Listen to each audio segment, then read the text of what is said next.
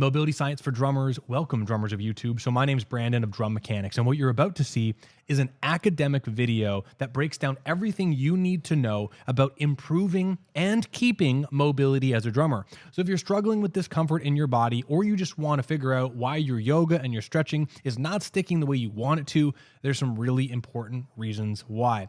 In the back end of drummechanics.com, there's something called the Drum Forever Fitness Program. As a career fitness professional and biomechanics specialist, I create monthly fitness programs specifically for drummers in any setting that you might be exercising to help you improve your muscles so you can perform better and avoid discomfort. This video is an introduction to the mobility course where there's a ton of specific examples of how to improve mobility. Unfortunately, I can't show all those to you today, but I'm hoping that this video gives you a foundation to start making some positive changes to your body. If you're serious about getting involved with the Drum Forever Fitness community, there's a code for 50% off your first month, making it just $750. Use the code FIT50 to get started today. But without further ado, here is a nerdy academic video, and please take some notes because there's a lot of important information here. Enjoy.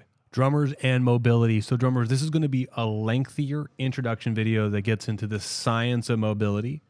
One thing that's important to remember is that everything I share with you is backed by as much science as possible. My career is at my gym, Strata, and I have an education company for personal trainers called Fitness Pro Mentors. And Fitness Pro Mentors is an online education company, but it's taken me all over the world where I've taught for Tom Purvis's Resistance Training Specialist program, which is a very sought-after biomechanics program. Greg Mack's Muscle System Specialist program, which is a very sought-after neuromuscular education program, and my own programs like Fitness Pro Mentors Marketing Mentorship and the Post-Activation Potentiation Preparation course. They've taken me all over the world. I mean, the last big trip that I did was in Portugal, where I was presented on the topics of improving mobility through potentiation, which I'll talk to you about now, and also focusing on business and marketing for personal trainers. And even coming back, like as I mentioned, I have a course called Post-Activation Potentiation Preparation, which is a very data-driven, neuroscience-based approach to improving one's skeletal muscle ability to contract for exercise. And this came from a lot of my own research by doing therapeutic style works that I found were not working for some very academic, rational, very well-proven reasons. And on top of that, really helped me expedite my process at my gym while working with many sensitive demographics. As I've regarded in a lot of the marketing you've seen, I have NHL athletes here. I've got 80-year-olds, 85-year-olds who are struggling with very advanced diseases.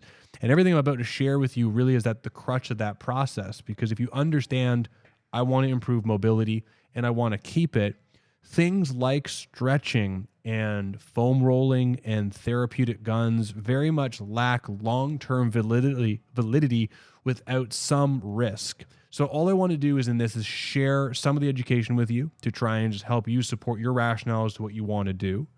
I don't personally stretch any one of my hundreds of clients that I have. I use the process that I'm about to share with you I call reverse stretching or potentiation. But if you find that stretching has been working for you for a long time, or you like how it feels, makes you feel very good, or you have someone in the medical world who's advising you to do so because there are therapeutic applications, don't change what you're doing. But all I want to do is if you hear me talking about not stretching and potentiation and dynamometer numbers, I want to showcase that here now. The first thing to think about is when one is trying to improve their mobility or flexibility truthfully does come down to their ability to contract a muscle. There are three things that will determine mostly how far one can move. One, your structure, because from a structure perspective, you're going to have bones, and those bones are going to have inherent limitation to how far you go. So this is a femur on tibia. You're only going to be able to extend your knee so far, and one's anatomical geometry will vary from one person to another. Some of these Cirque du Soleil athletes can get 20 degrees of hyperextension in their knee just by virtue of the shape of their architecture, while you might be less mobile. This is very important to understand because if you go to a yoga class and you see someone stick their knee beside their ear, you may not have the structural or contractile abilities to ever do that. I used to work with a Cirque du Soleil athlete, and she could voluntarily put her knee beside her ear. It was incredible, but I am not that person. I don't have that structural range of motion. So that's important to remember because truthfully, every person is different, and you have to only work with the information you have. unless you've had x-rays of all of your joints, you will really have no idea how far you can go unless you follow this active range of motion guideline. So structure is going to determine how far you can go. And a famous book says by Norkin and Levangie says structure dictates function. I think that's only 1/3 of the puzzle in my opinion, but it's very important. If you have structural arthritis or a labral tear or a torn ligament or any sort of structural damage, this will inhibit how far you can go because more structure is limited. You may not be able to go as far from a lengthened perspective or a shortened perspective, but ultimately your motion will be different on the damaged side, very likely, than the non-damaged side. So structure is number one. Number two is orientation to gravity. Now, this seems like a weird one, but the reason why I say that is if I stand, and I try not to lose focus here, and I lift my leg up as high as I can, my leg can get to about 110 degrees at that orientation to gravity. At that orientation to gravity where I'm standing up and my leg at 90 degrees is as long as it possibly can be and my hip muscles are in a shortened position because of something called the length-tension relationship where muscles get weaker in the lengthened and shortened position, more so the shortened, I can only come to 100 or 110 degrees. But if I sit in this chair and I do the exact same hip motion, and I just lean back, so now there's a change in my hip angle, I can bring my hip up to almost 125, 135 degrees, maybe even more. And so the joint motion in my hip is exactly the same. This is very demonstrative, but I'm just trying to illustrate the point. The motion in my coxifemoral joint is exactly the same, but my orientation to gravity and how hard my muscles have to work vary from position to position. So this is really important because being seated and trying to lift your leg up like I do in many of these Drum Forever fitness program exercises, you're going to have less hip flexion available, but we exercise those because that's what you do when you drum. I rolly chairs all over the place. On top of that, if you lay on your back, your ability to go into the exact same position will be easier because there's very different contractile scenarios going on. Your muscles in your body have to work, generally speaking, less hard to go to the exact same hip position. So mobility so far is defined by the structure you have and your orientation to gravity of the forces acting on you. The second is the muscles, the forces acting within you, which really gets to the definition of biomechanics, the study of external and internal forces on living creatures. So when you have muscles inside of you, as we all do, all your muscles will have different contractile abilities and strength, obviously, but your ability to have strength varies from position and current status levels. So when I take my bicep muscles, and you can look this up, there are things called strength profiles, strength curves, or length tension relationships, both on the active insufficiency side of things and passive insufficiency side of things. Norkin and Levangie and Campanji manuals are very good biomechanical references with lots of great literature. But two joint muscles, specifically, when they get very short, lose the ability to generate force. When they get really long, they lose the ability to generate force. And when they're mid-range, they're their strongest. So middle, you'll always be strongest. Lengthened positions, weak. Shortened positions, weaker. So what ends up happening is depending on your structure, the orientation to gravity, and your status, if you start getting to a shortened position, like I'm trying to bring my arm across here, my pec muscles may not be strong enough to shorten them any further into this range, or my muscles on the backside may not have enough strength to allow me to lengthen into this position. And this results when I get to this end range to the sensation that I feel tightness somewhere in the front or in my back. It depends on the individual. Sometimes it's the joints. If we know this, right, structure we shouldn't mess with. I think that's fair because no one really knows what structures you're messing with when you get to particular ranges and you start pulling further than you can go. More on that. Your tolerance levels will vary. Your flexibility and strength will be lower in the morning, likely, than in the evening if you haven't fatigued yourself. You're waking up, your body is less stimulated than in the evening. Or if you're exhausted, there's something called central fatigue, where your nervous system is tired. Your output will be less temporarily because your nervous system or central nervous system is fatigued. Also, if you accrued just muscular fatigue by working out, we've all seen this, right? You're doing a bicep curl, and then you start to lose motion where your flexibility starts to decrease by virtue of fatigue and the inability to pull yourself in that particular position with your orientation to gravity and the exposure to the dumbbell or resistance. This might seem like a lot, but for anyone who's concerned about why I'm saying don't stretch, this is extremely important to set up. And there are other factors, but these three, I believe, are the most basic necessary biomechanical things to consider.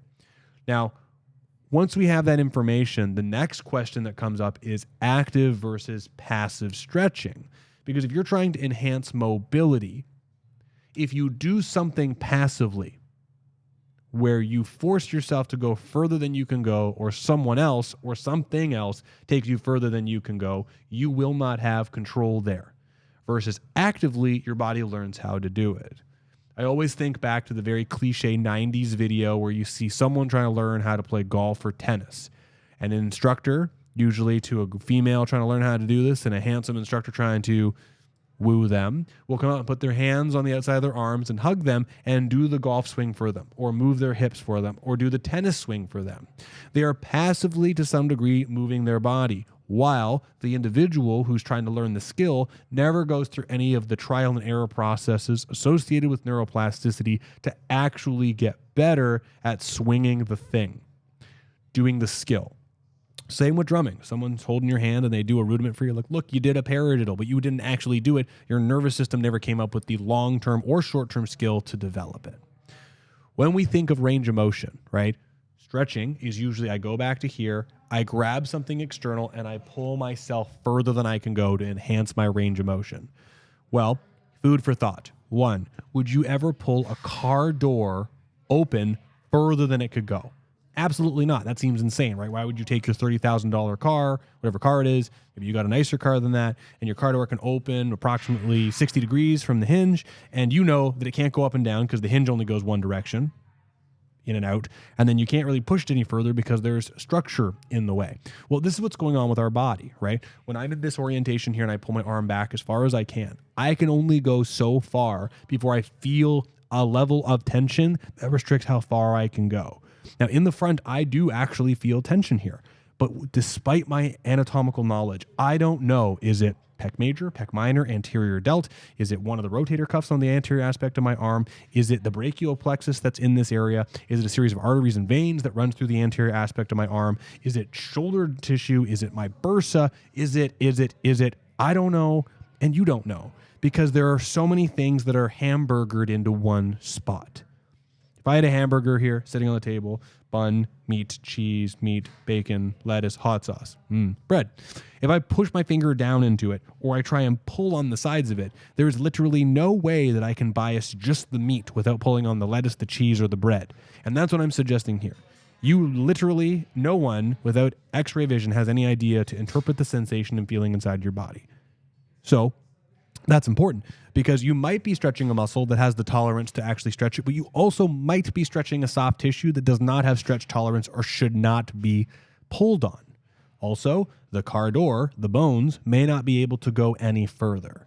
And this is where there are many people who have overstretched or pushed themselves further than they can go, receiving things like labral tears in their shoulder and their hip, and many other soft tissues. Frankly, performing passive stretching outside of a therapeutic medical setting is much higher risk than beneficial. So there's a risk to the soft tissue. If you want to talk more about that, please let me know. The second part of this, which you don't have to look far on the literature, is that if you take a muscle and you passively stretch it, there's something called active insufficiency on the passive end, which means that since the muscle can no longer lengthen, the wrapping around the muscle, the fascia, the connective tissue, which is not very stretchy, tightens up like a rope. Same with some of the ligaments. And then you can look up the active insufficiency, passive insufficiency curve, where you see this bell curve where the force production in the length position goes up really, really high. But it's not the active side of it. It is literally that you're pulling on the material of the tissue. It's like you get an elastic band and you pull it and it gets tighter and tighter, and there's a point where it becomes almost plastic because the elastic cannot go any further, and there's this hyperbolic curve up before the elastic band breaks. Your body has very similar properties with the contractile matrix and the sacroplasmic reticulum, all the tissue that wraps around the muscle. When you get to that very lengthened position, there is a lot of stress and sometimes pain that goes through that muscle. And so there is some literature that supports that when you stretch a muscle further beyond its active range of motion capabilities, that it decreases in force production. It gets weaker. So if we're trying to prepare for activity, the very common passive stretches, like for drumming, this one, We don't know if we're stretching muscle or connective tissue. We don't know if we're pushing into bony barriers or not. And even if we're not doing all those things and we are getting the muscles, if we are lucky enough to do so, there's a decrease in force production of those skeletal muscle. So I want to ask you, if you were preparing for activity, would you like to sacrifice strength and output and control and stability and shock absorption ability that the muscle does so you can move a little bit further, if that even happens? I think that's extremely risky and ultimately I believe is a bad idea before activity, because we've reduced force production, which means that our likelihood to get injured because we're tolerating less force, more forces because we have less capability internally is higher, and your ability to fatigue faster is higher. And if the stretch did create mechanical trauma like it does in resistance training, right? I stretch so far that there's some mechanical damage, I've already fatigued the muscle, so to speak, before I've drummed or I've done an activity of any sort. Truthfully, most passive excursions of range of motion are risky on the joints, risky on the muscles, and decrease force production. Now, what I want to make sure I'm very, very clear about is this is specifically passive range of motion exploration or passive stretching, right? I can go to here and I push myself further than I can go. I don't know where you're getting that range of motion from. And most people who are thinking about all these pieces, these factors, have a difficult time. When we consider the active range of motion, that's a great way to improve with mobility, or at least the place to start. So I want to make sure is stretching or mobility practices are not bad. It is purely the passive stretching, which is kind of the colloquial way to approach movement enhancement. So if I do the same thing that I just showed you, instead of pushing myself back, I just pull my hand back as far as I can. This is called an active range of motion assessment. And active range of motion exploration is great because all I have to do is literally move through the ranges and you can see my muscles in my forearms contracting on both sides. And so already this is way better to just practice going through the range of motion with control and feeling the muscles, because what starts to happen is I get up to here, my extensors of my wrist are practicing contracting in the shortened position while the bottom is allowing me to go there. And then I switch, these are shortening and this is letting me go there. And you can kind of see I'm actually enhancing in mobility just by practicing doing this just a little bit, because I'm actually internally contracting the muscles. So I'm hinting at right here, if you do a stretch or mobility routine passively, even just going through the motions, as you'll see with many of the exercises below very soon, it is really about exploring the range of motion and feeling the muscles actively. So active range of motion within what I call your window of opportunity, which is how far you can go with ease, is a great place to start.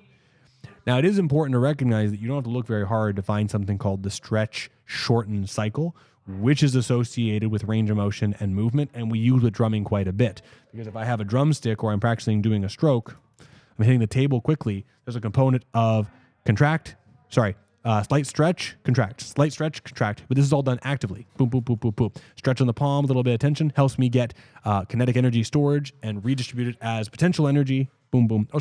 Storing it as potential energy and then transferring it to kinetic energy. Boom, boom, boom, boom. So you hear words like stretch within the body, and that's totally fine. But what I want to be clear is that the normal passive stretching is where the risks start to lie. And you may not know exactly what it is that you're stretching within your body. Now, what I want to encourage you to do is think about what I call post-activation potentiation, or just potentiation.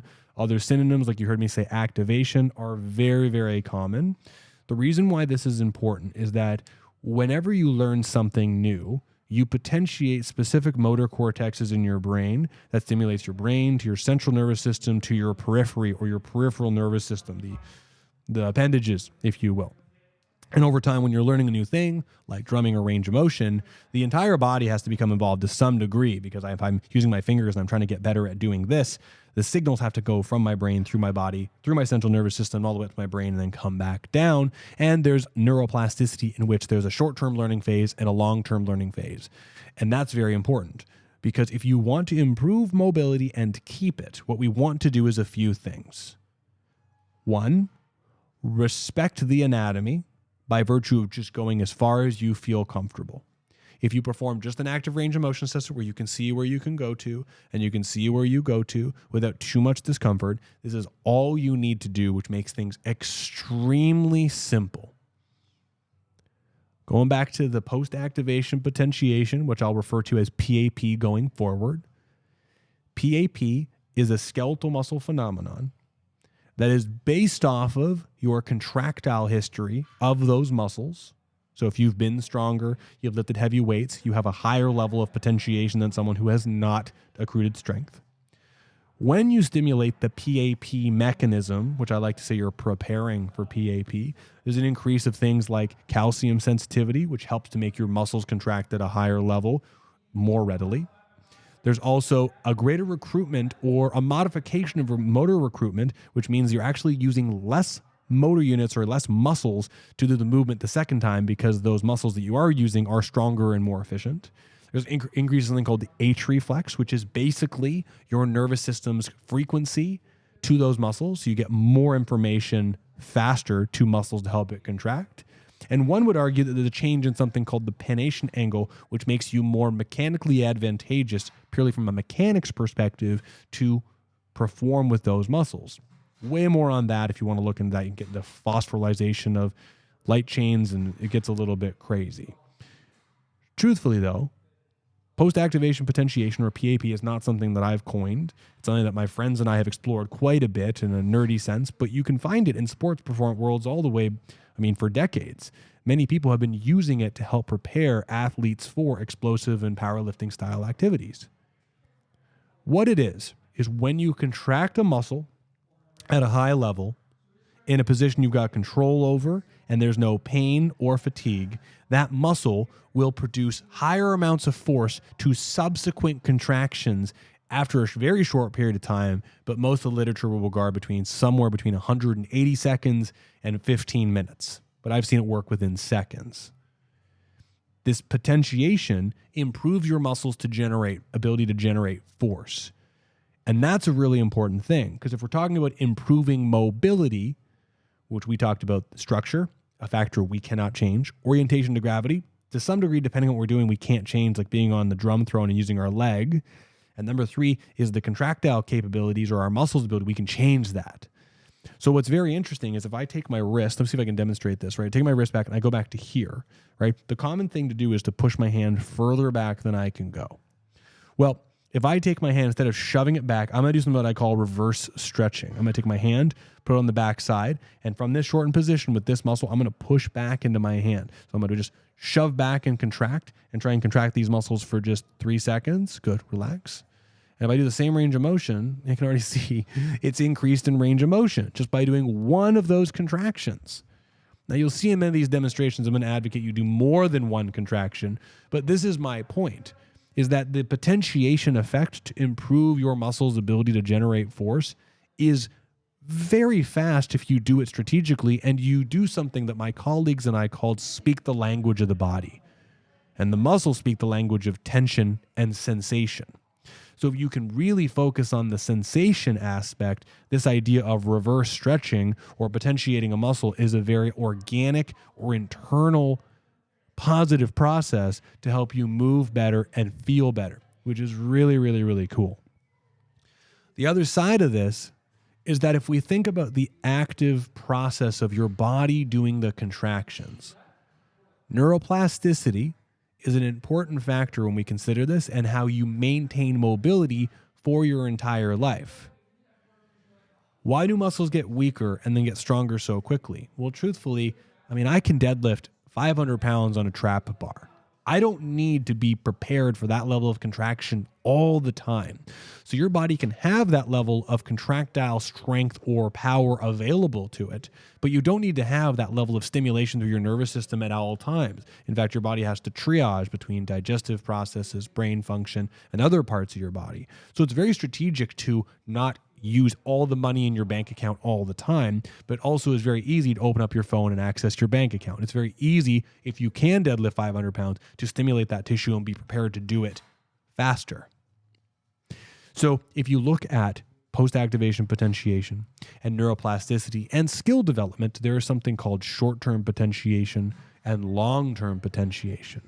Short-term potentiation, the effects of you getting stronger or a skill that you acquire can last seconds, minutes, hours, or days.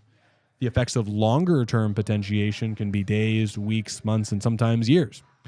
So as you start to practice these mobility practices, you will find that you actually keep mobility way more after even just a week or two by doing the reverse stretching methods that I'll advocate for. And I'll give you one more demonstration before I start. You have to watch all these nerdy videos below for the particular body parts. You can actually keep this mobility.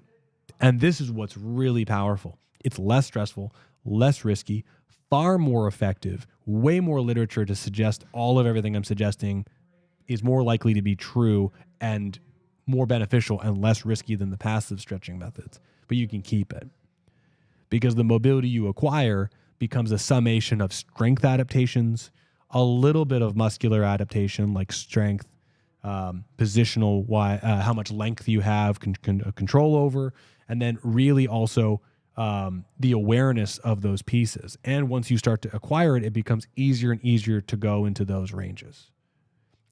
I hope this was helpful. There is literally, I literally have 100 pages in this book around just this particular topic. But just to find one thing in this book, my friend Charlie McMillan, he created the PEC scale that we use for the resistance training.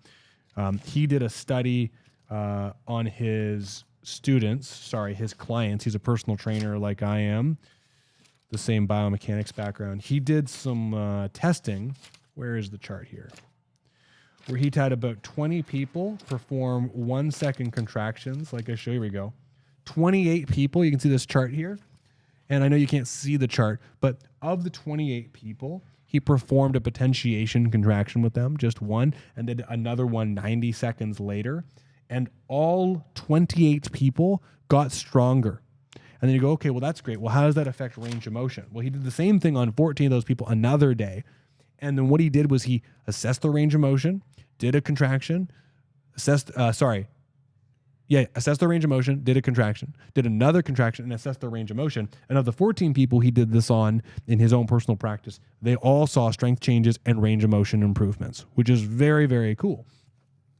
And I've got some of my own data of this that I use with clients at my gym here.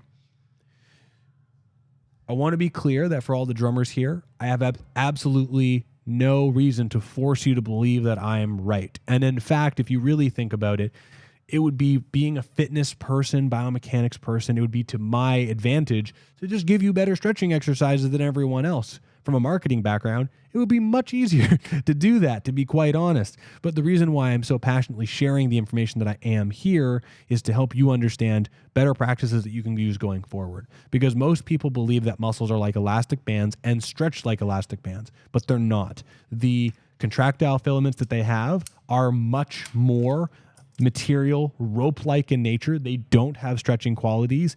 A couple do, but a couple of them only have 1% elastin, while the other ones are much more collagen material based, which means if tissues are this tight, you can't really stretch them. And that's a really, really important thing.